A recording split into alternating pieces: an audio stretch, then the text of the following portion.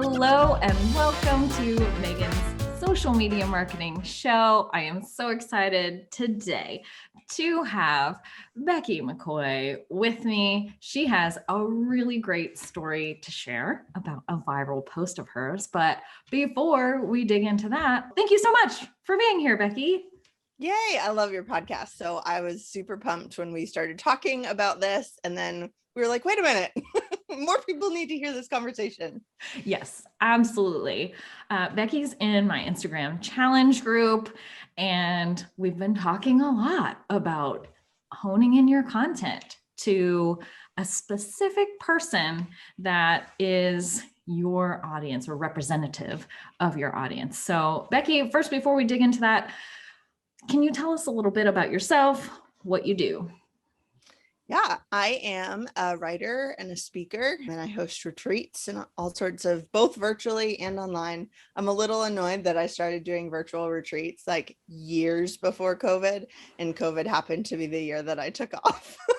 But I encourage women to discover what it looks like for them to live through some really hard times, whether it be grief, mental illness. Those are the things that I specifically have learned to deal with. I have had anxiety and depression my whole life. And among other things, my dad passed away 8 hours after my son was born, and we were on opposite sides of the country. And then 2 years later, my husband died a month before my daughter was born. So not that grief is like a hobby, but kind of at this point, because those are just two of the many. I mean, like I lost my first grandparent when I was 3 or 4, and it's just been a lifetime of losing people and learning to figure out how, I don't like the phrase do that well, because I mean, that makes it sound like the goal is to lose people, but That's not something you want a great amount of No. experience in. No, but how to grieve in a healthy way that leads towards growth and healing, and not that kind of ruins your life forever. And I have a podcast. It's on hiatus at the moment, but yeah, Sucker Punch is stories of people doing that exact thing. And if you haven't been able to tell from the title of her podcast, one thing I love about Becky is that she not only helps you through the hard things and grief, but in a very relatable and funny way. It's yeah, and that's been like a relatively new thing for me. I mean, I've been writing and speaking on this stuff more than just a hobby for like 6 to 8 years now. And there was just kind of this pull that, like, when we talk about anxiety and depression, or when we talk about grief, it has to be in this very palatable way because it makes people so uncomfortable and awkward. And while that's true, there are those of us that cope through humor. And so during the last couple of months, I had started just doodling like the very sweary phrases that come to mind when I think about some of this stuff, and being a single parent of 2 very independent and precocious children who often forget that I'm the adult and the parent, and it doesn't occur to them that means anything. And so, like, at the end of the day, just be so frazzled, like, ah! And so kind of doodling these silly phrases was a way for me to kind of get that out. And one day I was like, I wonder what would happen if I post this, figuring I'm probably going to lose every single person that's ever followed me. Maybe like minus 5 or 10 friends that I know will think it's hilarious. But like, I don't know that there's like, what's the word that I'm trying to think of? Not that I try and make myself palatable, but do people really want my sassy whateverness when we're talking about these hard things? And so I posted them, and people got really excited. And people that I know, especially my mom, was like, I love that you're finally showing this part of you, because you've been so reserved and there's this whole side of you that you're not sharing with your friends online. And so I've just been exploring that. And then especially with reels, that has been the best way to be able to say, like, hey, it's okay to, if you cope with humor, because I do. And it's an easy way for us to say, like, hey, this doesn't feel good, or hey, this isn't helpful, or this is the reality of my situation. And then my feed is the more resourceful, kind of buttoned up, the more tender parts maybe of my content. And then with the reels, I just kind of don't filter at all what I'm saying. I love that you say that, because I have felt that as well with reels. Like, it's a way for me to tap into parts that I can't exercise in other areas of social media. Dancing for one, and being humorous and silly and making little caricatures and that kind of thing, that is completely welcome and loved on in that format, but would be really weird in other ones probably. Right. And I found it's like really easy to take the content from my feed and make a reel that's like the sassy, silly version of that exact same content. So it's not even like I have multiple content calendars going, or like, it's not more work, because the reels are just fun. Yeah. Those are just for me. Oh, I also love that you said that, I don't know if you said this exactly, but what I took from it was it helped you to be a more whole person, and to more authentically show up in this online space, and not feel like you were editing yourself. Or I guess it's also freeing in a way, because then you don't feel like I have to be the sober and somber one all the time. It's definitely that. Like, it's like I was not sure that my whole self would be welcome in the space of talking about suffering. And yet I have found time and time again that when I don't stop to think, like this one viral post, like, I was just tired. My hair was a hot mess. Like, I had on a ratty t-shirt. I was just sitting in my bed and I was like, I need to get something off my chest, and just made a reel and posted it. And it just went totally viral in ways that I never could have anticipated. Oh, that's great. Okay. So number one, we'll wrap up that thought, is that I think people also don't like social media in some ways, because they don't feel like they can show up in their full authentic selves. But it's not necessarily the fact that they can't, it's just that they need to find a way to do it that makes sense for the platform. So reels have opened that up for a lot of us who are a little more flamboyant behind the scenes, who have performing arts backgrounds and exactly need to let it fly. Exactly, for sure. So tell us from the beginning, you started, but tell us about this viral post.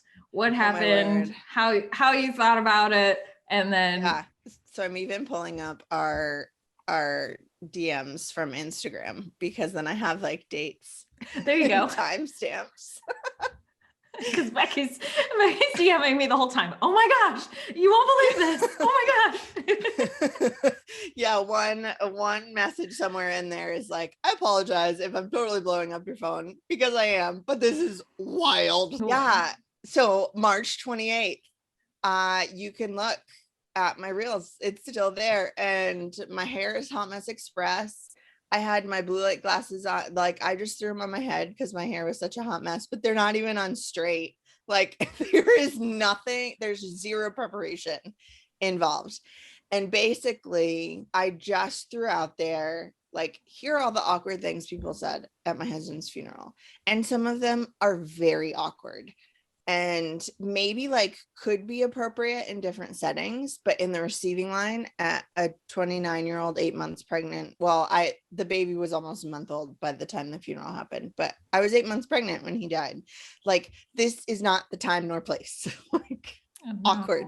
Just say hello and I'm sorry for your loss and moving on. Right. Well, and I think it's important to note that was the inspiration the TikTok trend, which came first, or Yes. did you? Okay. So there was the Vanessa Carlton song where people are doing like texts from my husband as inspirational posters, or like things my dad says when he comes to visit as inspirational posters. So then I do awkward things my people said to me at my husband's funeral as inspirational posters and put all these awkward things. One of them being, let me know if you need anything, which we'll get to in a minute.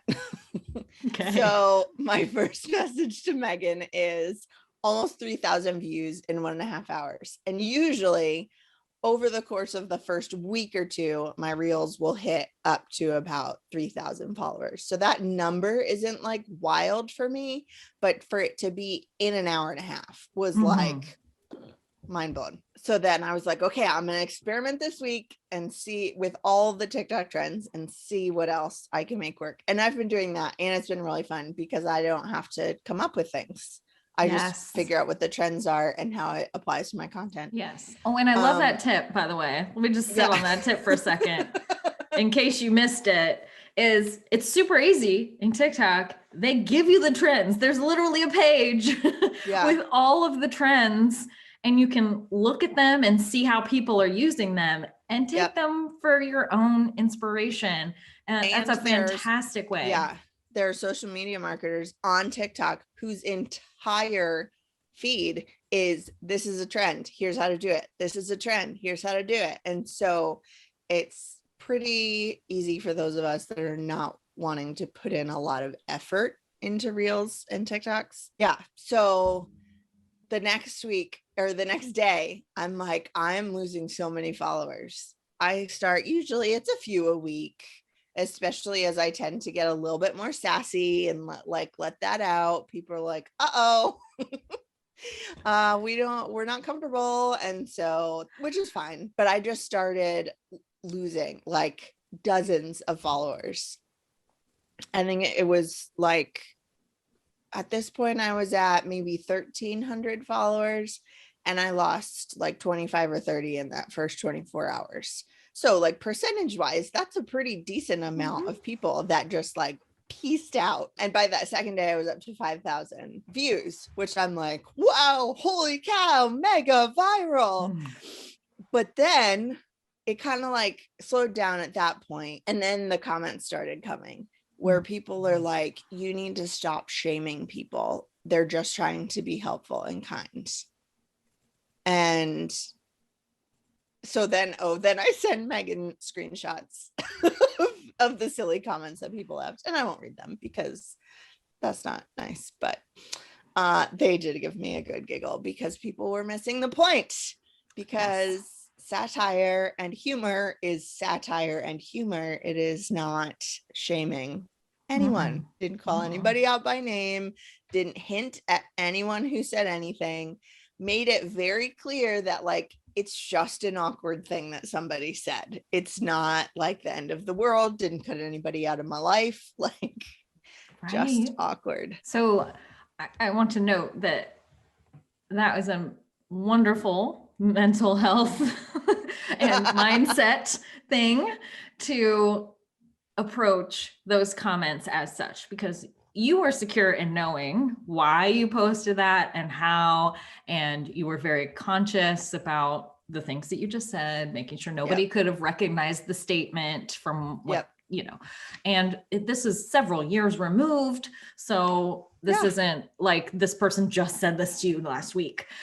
No, and by this point, because I'd seen that it was going viral, I had made a few follow-up videos, like helpful things people said at my husband's funeral as inspirational posters. And here's why, let me know if you need anything, isn't as helpful as you think that it is. And so if anyone who felt really offended by this one video had just gone and looked in my feed, they would have seen that I am not here to make fun of people, or like that's not the tone that is set by all of my content. But we know that people don't use social media that way. No. So how did you handle those comments though? What did you like practically? What did you do? Did you leave them alone? Did you delete some? Did you respond? The first few days I would respond, and I would either say, people mean well, but that doesn't mean it's my responsibility. Like people would say like, oh, you know, they mean really well, and it's just so that you know who to ask for help later. I'm like, you know what?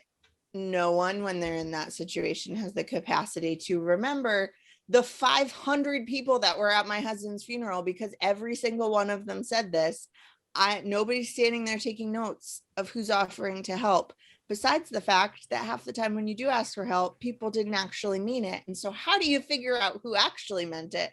And when you are a widow with a 1-month-old and a 2-year-old, you do not have the time or energy or capacity to figure out who really meant it and who didn't. And that's true with when my dad died. My mom was in her early 50s. She didn't have the capacity to figure out who meant it. And she didn't have a newborn and a toddler, right? Like, so it's just like, it's, the intent is wonderful, but ultimately it's not as kind as it feels, because it's creating work for the person who's grieving. Absolutely. And so I would either respond kind of with like a short version of that. If the person had said, I say these things a lot, what should I say instead? Or I say it because I don't know what else to say. So they very clearly want to understand and do better. And then the people who are just like, this is terrible, you're so mean. Maybe instead of using your energy and time to shame people on the internet, you should just like be grateful you have people in your life. And that's like they were really hurt by someone at some point. They feel really called out. I'm just going to say like, hey, you can check out my other videos. Moving on, right? There you go. Because it made it so clear that my content is not for everyone. Not everybody wants to or naturally copes through humor. And most people on social media are not emotionally mature enough to recognize, oh, maybe this content isn't for me, and I can just scroll past it, and I don't have to shame the content creator for not serving me when I'm not even the person that they're trying to serve. Right. Yeah. Yeah. So, and I will say that you posted the same one on both TikTok and Instagram. And how did it do on comparatively? So on TikTok, I think it went up to like 11,000, which I was like, holy moly, but then it stopped there. So then 2 days after I had posted it as a reel on Instagram, somehow the algorithm got really excited about it, because I bumped up to 48,000 views. So that's when I started maybe not replying to all the comments, because I didn't want to set a precedent that I'm going to spend my day on my phone replying to people who don't deserve my time. Because we're talking hundreds of comments. Yeah. I mean, yeah, like it was a lot. Like, okay, I've now hit my limit. We're not having conversations here anymore. People are just commenting to throw their 2 cents in, and I can like it if I agree with it, and I can ignore it if I don't.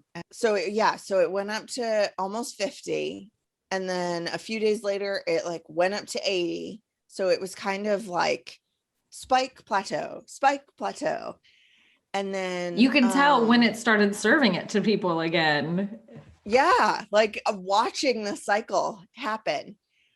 Few days later, the end of that day where it went up to 80K, I'm like, you know what? I think by the time we talk on the podcast, it's going to go up to 100. Well, over the next couple of days, it went over 100, and it kept going up, and it kept going up. The next week it hit 150. And then by 2 days ago, so that was the end of March that I initially posted it. By the end of the first week of April, it had hit 100,000. And now we're towards the end of April, and it finally plateaued at just over 350,000. And it's wild because, again, like, I did no preparation. I was just being really sassy and needed to let off some steam. It just, like, you know, went crazy. But it's been really great to discover how I respond to the people who it's not for. Because I think a year or 2 years ago, I knew who it was for, but I still would be so disappointed when people were mad that I hadn't taken their needs into consideration too, even if they're total strangers. And how on earth could I have known what they need and want? Yeah. Yeah. So was there any discernible change? You said initially you lost dozens of followers. Has there been, like, we're a little more than a month out, 6 weeks from that post? What's happened on your account since? Yeah. So initially I was just laughing hysterically at how many people were unfollowing me, because, like, okay, I guess we hit a nerve. Now you know who your people are. Yeah, that's fine. You can go, because I'm not planning to, like, go back into my shell. What is it? There's that one meme or GIF from Charlie and the Chocolate Factory where one of the kids gets taken away and Willy Wonka's like, oh no, don't go, come back. Like, that's exactly how I felt. Like, bummer, I'm sorry this isn't helpful for you, but this is who I am and this is what you get. But I gained at least 200 followers. And again, I didn't plan to make the reel. It wasn't good lighting. I didn't have a cute outfit on. I have my end of the day tired mom hair. Like, so it's just been, like, really bizarre how none of it has been in my control. Oh no. Right? Like, I didn't, No. the ones that I spend more time on, like, people enjoy them too, but they're not the one that the algorithm just had decided to have a play date with. Yeah.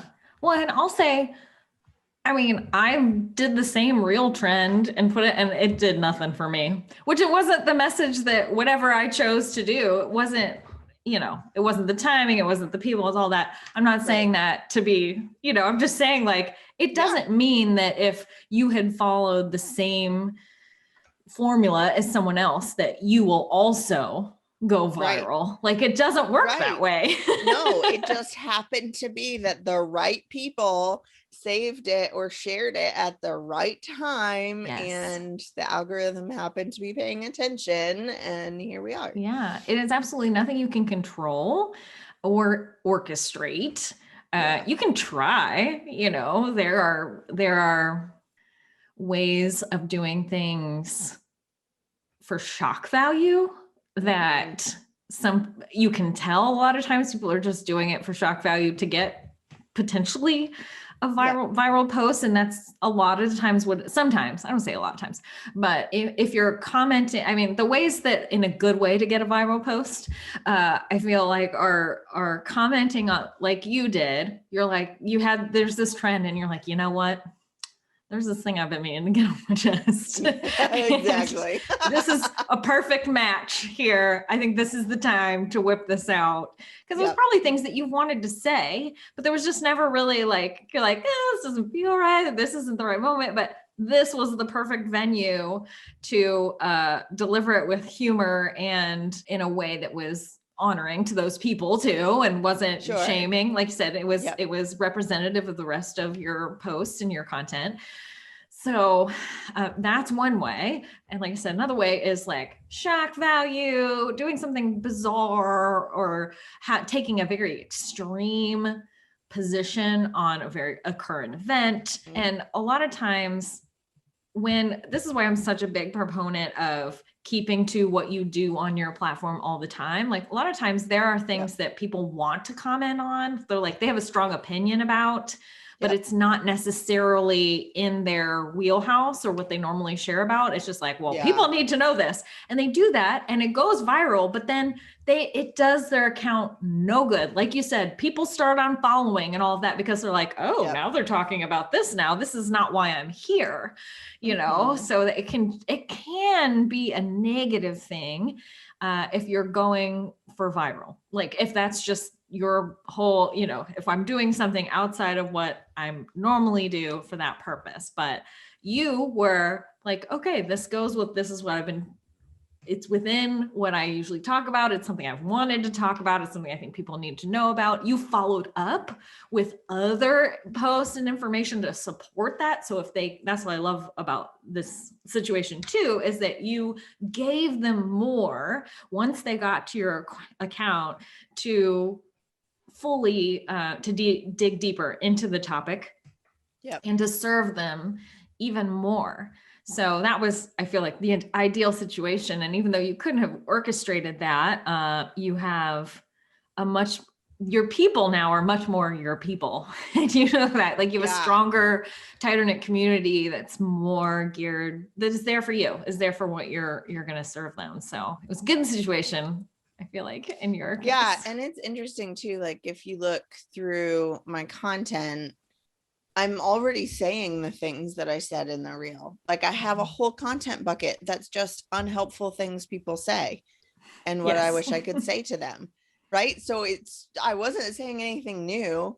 It was just putting it all in one post and not making it quite so buttoned up and nice looking and shareable, and like it was the more entertaining version of the same educational content that I have on my feed. Yes. Yeah, that's a good point too, is there's different types of content and different ways to deliver our messages. And you need a variety of that on your platform so that people can not only, like, reels are a great example of engaging outreach type of content. They're snack size, they're bite size, they're little things that people can consume very quickly, but you also need meals. You need really nutritious, if I'm going to keep with the food analogy, nutritious content that they can really dig into.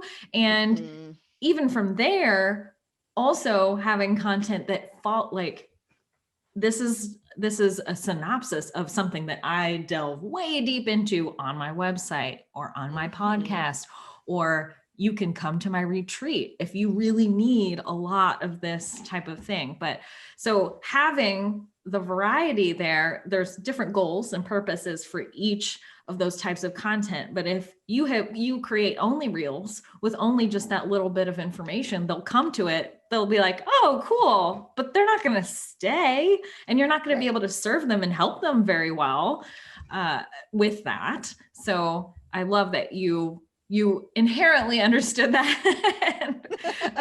Weren't like, okay, I'm a reel generation machine now. That's what I do, No. Yeah. Great.